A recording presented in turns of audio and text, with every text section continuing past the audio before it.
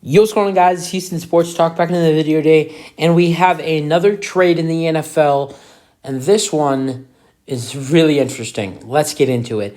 The New York Jets have made a trade. No, it's not what you think it is. It is not Aaron Rodgers.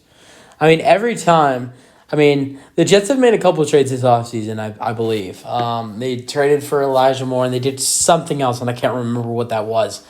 It was Chuck Clark. They traded for Chuck Clark from the Ravens, safety, and now they've traded Elijah Moore.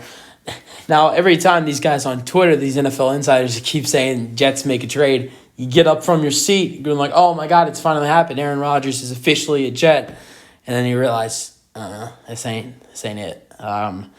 But yeah, great trade here. I love this for both teams. Let's get into it. So Elijah Moore, wide receiver from the New York Jets, who I actually really like because my mom has met his mom in Florida before, and they hung out for a whole evening.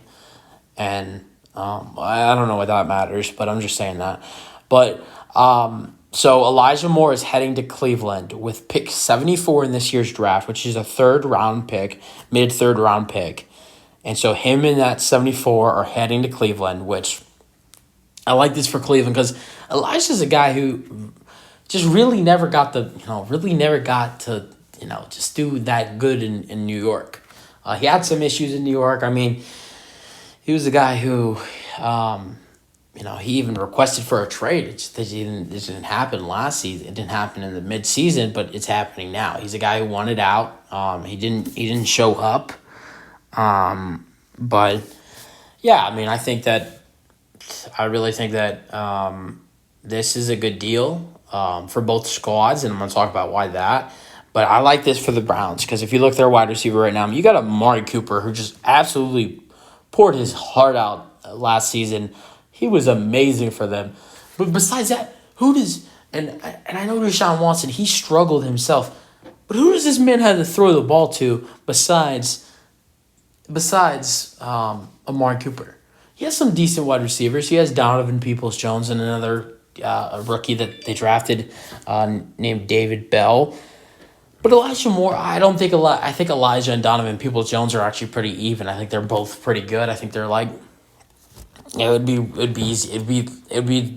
I'd have to see how they do on the same team to see who's the better. I think Elijah Moore has the better future though in the NFL. But yeah, you needed to add in a wide receiver. Deshaun Watson, he has truly no one to throw the ball to besides Amari Cooper.